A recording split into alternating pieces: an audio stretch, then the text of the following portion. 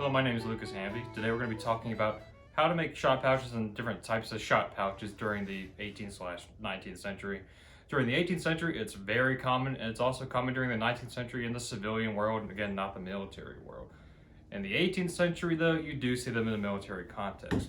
As far as your sort of styles, your most common styles, it's just a small leather bag.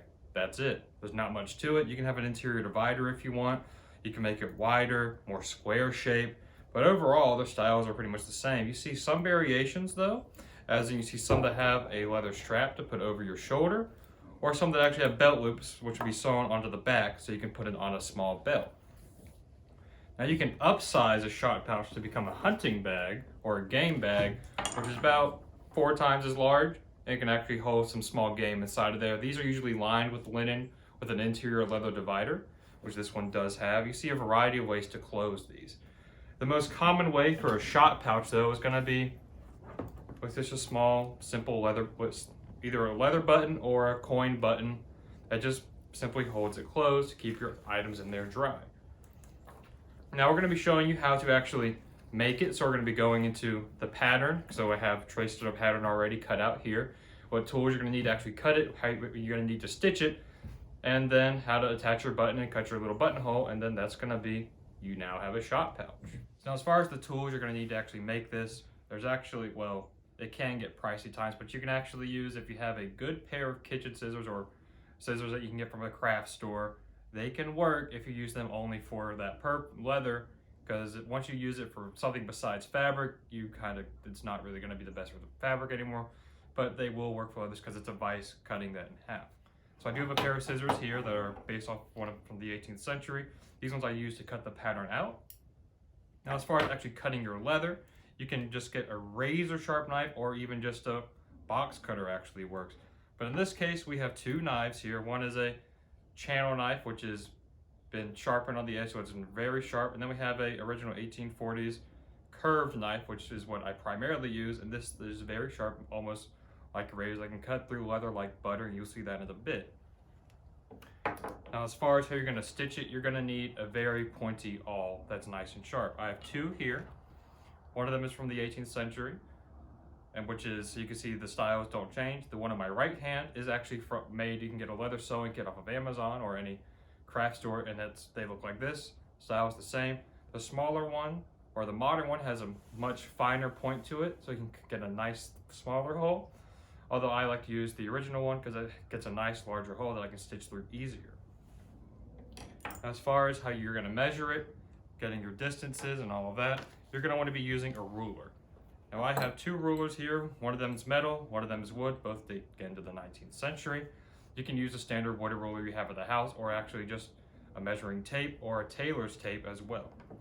As far as stitching goes, you're going to have to use needles. You want to get leather sewing needles, which are going to have a nice blunt end, so you're not going to, when you're pushing through the hole you made, if you have to pull it, you're not going to have it slam into your finger and have a nice prick and start bleeding over everything. So you're not going to have that happen with a nice dull leather needle.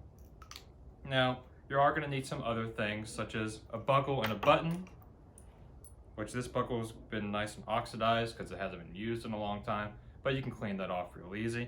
And you just need a small button to again have that closure. The buckle, if you want to do, say, a strap, that's how you're going to get that strap to close, using a buckle much like a modern day belt. It's the exact same principle. Now as far as marking, leather is a bit complicated. You don't want to use a pen, because using a pen you get ink everywhere and it doesn't really mark it as well. What you're going to want to do is just want to get some nice chalk. You can get a white chalk stick, that works fine. You can get blue tailor's chalk, that works also very well. But what you don't want to use is going to be one of the tailoring chalk wheels that has a line of dots, basically indents, because it's not going to stick in the leather itself. Although a piece of chalk does work very well because it's nice and soft, malleable, and works very well. Now, as far as your thread goes, for this purpose, I'm going to be using linen thread. That's going to be waxed. It's going to be several layers of linen thread, making a nice thick cord. Although, in the modern day sense, if you don't want to do that, you can just go and get some thicker cotton cording like this and sew with that. And that will work just as well because it's already pre-waxed for you. All that process is done. You don't have to worry about it. So now what we're going to do is actually going to trace the pattern. Now this pattern is very simple. It's just a one piece of leather. So when you cut it out, it's going to look like this, but of course in this leather down we have below me. You're going to, once you get to stitch it, you fold it, you stitch all the way up to where your front end stops, fold it over, put your button in there, cut your buttonhole, and that's where that's going to close. Now for this one, we're going to put belt loops on the back, so there's going to be 2 belt loops, one here and one here, so you can put it on a belt, which you see those as well. Now as far as the actual process of getting it chalked out, what you want to do, you want to line it up as best you can on the bottom edge. Now using this bottom edge, you're going to basically have that nice flat line so you don't have to trace that out. Now the first mark you're going to want to do is actually going to be on the edge. So you're going to mark sort of a dot, dot, dot pattern so that you get it, because if you don't have pins, which you don't usually do with leather, it's going to be harder to actually get this to stay put.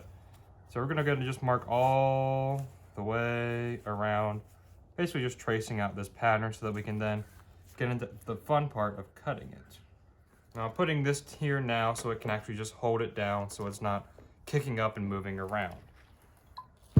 You can use really anything that has an amount of weight to it, because that way your leather is going to not be moving around and you can actually work around it very easily.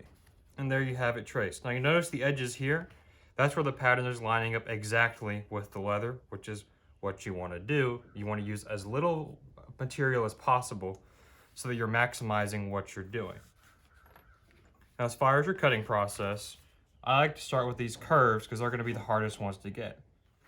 Now you can do multiple straight cuts to get that curve first started out. Or you can do a nice longer cut if you don't want to do that.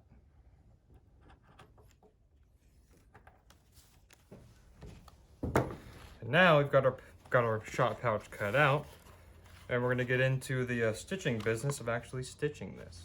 So now we're going to be making our cording. So instead of using what you could do if you want to do a modern one, which is using just a cotton cording, I'm actually making some out of linen. Now what you want to do for this, you want to basically get 2 arms lengths long, fold it. Now it's getting stuck on my coat, which is annoying. But you're just doing this about 4 times till you get a nice thick cord. And once your cord is thick enough, you can actually then go into the waxing process. Now for this one, I'm gonna again do probably 4 or 5 layers of linen.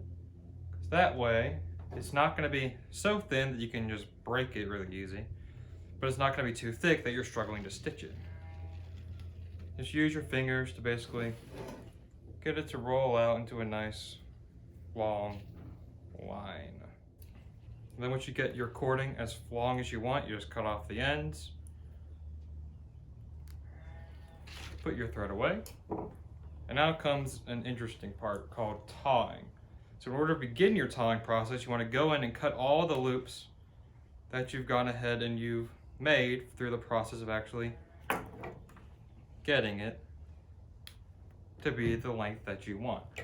For the tawing process, you're going to want to use about 1 inch of your thread. So you're going to basically pinch down at the bottom slightly, get your knife in one hand, basically rub the thread in between the knife and your finger. And you just pull. Now it might take a second to actually get your frayed ends. Now what you're doing here is you're actually fraying the ends so that when you bring your wax in, you twist it, you're going to be able to actually get a nice tapered point off that thread. Now you don't need to do it much, but the more frays you get, as in the rougher or coarser the ends are and wispy, the better.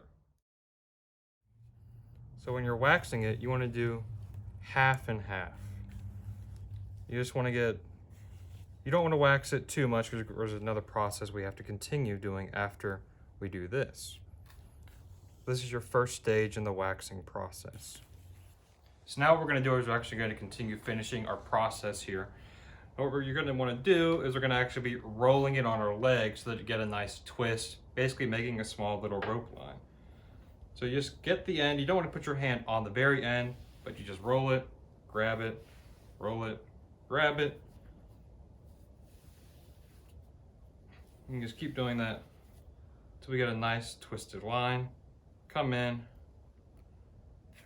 and wax that line that we just did.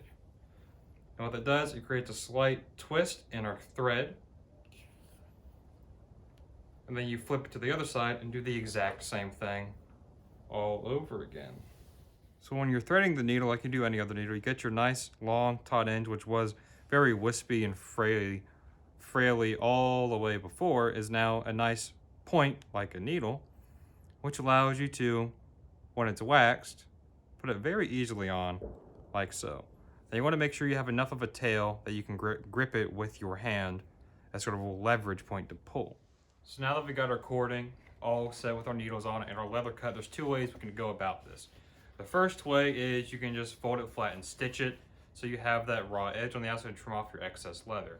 Now the second way, if you want to have hidden stitches, is you can flip it inside out, do the exact same thing, and then once you get it stitched, like if you're stitching clothing on a sewing machine, you flip it inside out, and so now your edge becomes a folded, nice seam, sort of, it's going to look like that.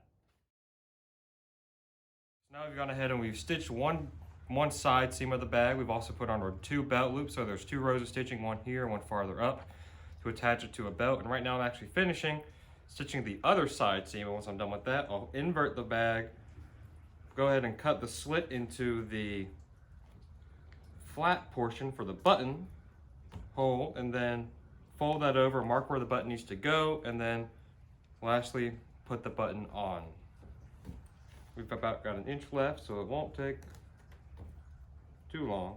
So what we're doing is basically using an awl, so a sharp pointed, basically round blade, to puncture a hole in the leather, then threading or cording through with our needle, because we're doing straight stitching so you don't need a boar bristle, and then pulling it taut and tight once you get through both edges until you reach the end. Now once you reach the end of the seam, you actually do another stitch where you're going basically above the seam itself to lock it in place. So you're only going to go through one layer of leather at that point. Then you're going to stitch back a few times to finally seal it, and then you can cut your threads off once you are at the very end. So right now we are going back a few stitches, probably going to do 4. So that's going to create that where it's going to be held in place so it won't come unstitched. And you'll notice it can go by quickly if you get in a rhythm and you don't set your awl down beside you. Do one more stitch for this one so it's on the same side, because I like to put them on the same side just for uniformity's sake. Now that we've got that stitch, we're going to go ahead and cut our cording off. You can get your bag, invert it, which is ugly at first. It can take a second to actually get your seams flipped out. What you want to do is you want to press your seam as much as you can so it's as large as the actual bag itself. We got one side, and I'll get the other corner like that, and we're almost done. Now we're going to go through and we're going to cut a slit right about here. The button probably is going to be in this area. We're going to put that on, and then we'll be finished with this bag.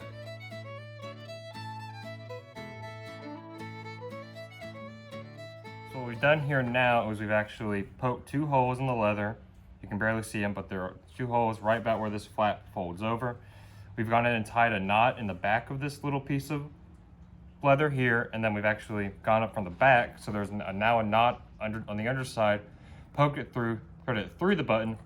And to finish it, we're going to actually pull this needle through through the other hole and tie another knot, tightening that button down.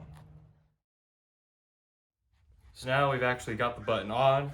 You can close it, put whatever you like in it. You can put shot, powder, alls, really anything. If you want to use it for a modern day sense, you can put your phone, whatever you want to in here. You can make these, and again, all different shapes and styles. You can have one that has a strap coming around for your shoulder, one with belt loops, one that's more round, one more square, one that's about 5 times as large.